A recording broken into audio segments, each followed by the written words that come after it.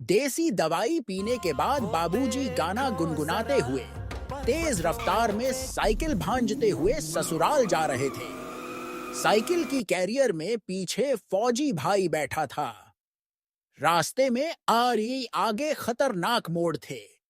बाबूजी साइकिल को स्टाइल से काटते हुए जा रहे थे। फौजी भाई की फट रही थी। बाबूजी गाने में मगन थे। तभी रास्ते में अचानक गड्ढा आया तो तेज रफ्तार से 24 इंची साइकिल 2 फीट ऊपर चिटक गई और साइकिल के पीछे बैठा फौजी भाई पिछवाड़े के बल गिरा। पिछवाड़ा टूट गया और फौजी भाई को दिन में तारे नजर आने लगे। फौजी भाई भीतरी चोट से कराहते हुए चिल्लाया, ओ बाबूजी, ओ बाबूजी। गाने में मगन बाबूजी आज सुने ना कल। बस वो तो तेज रफ्तार में साइकिल भांजे जा रहे थे। थोड़ी दूर आगे जाने के बाद बाबूजी का मुंह सूखने लगा। प्यास लगाई। बाबूजी को आगे एक कुआं दिखा तो उन्होंने फौजी भाई से पानी पीने के लिए पूछना चाहा।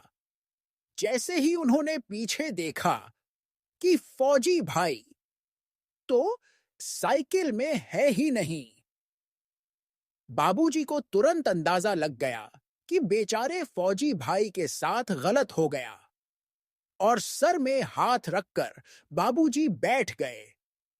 थोड़ी देर बाद बाबूजी कुएं का शीतल जल निकालकर पिया और आगे बढ़े।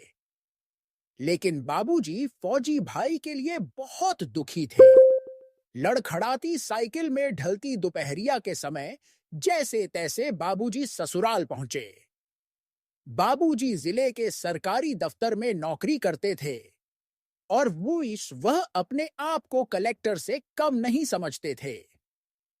वे अपना रौब जमाते हुए घर के बाहर से ही अपने साले को 2 बार चिल्लाकर बुलाया, उरे गिल्लू, उरे गिल्लू।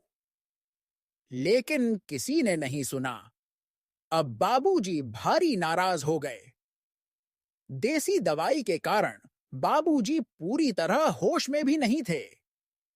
जब किसी ने नहीं सुना तो वे घर के अंदर गए और उन्होंने देखा कि बहुत सारी गाय भैंस बंधी हुई है और एक किनारे में चटाई रखी हुई है। थके हुए बाबूजी ने सोचा कि थोड़ा विश्राम कर लिया जाए, बाद में साले गिल्लू को देख लूंगा। उन्हें यह नहीं समझ में आया कि वह गाय भैंस के तबेले में घुस गए हैं। देखते ही देखते बाबूजी की आंख लग गई। काफी देर बाद बाबूजी को चेहरे पर पिला सा गीला गीला महसूस हुआ। बाबूजी नींद में कुलबुलाए। इधर बाबूजी की सास शाम को घर के कोने में गोबर डालने आई थी। जैसे ही उसने गोबर डाला और देखा कि अंदर से कोई कुलबुला रहा है, उसने चोर समझकर गरियाना शुरू कर दिया और अपने लड़के गिल्लू को शायजी तेज तेज चिल्लाने लगी। गिल्लू डंडा लेकर दौड़ा और जब तक बाबूजी अपना चेहरा साफ कर पाते तब तक गिल्लू 2 डंडा जमा चुका था। जैसे ही सास ने बाबूजी का चेहरा देखा तो देखकर दंग रह गई। सास बोलते जा रही थी, अरे लाला गलती हो गई, भारी मिस्टेक हो गया। दामाद जी तुमने आने की खबर तक नहीं दी है और गोबर के घूर में कौन लेटता है। बाबूजी चेहरे पर लगाए गोबर आग बबूला हो रहे थे और साले गिल्लू को गरिया रहे थे। बोल रहे थे कि कर दी ना साले तुम लोगों ने मेहमानवाजी।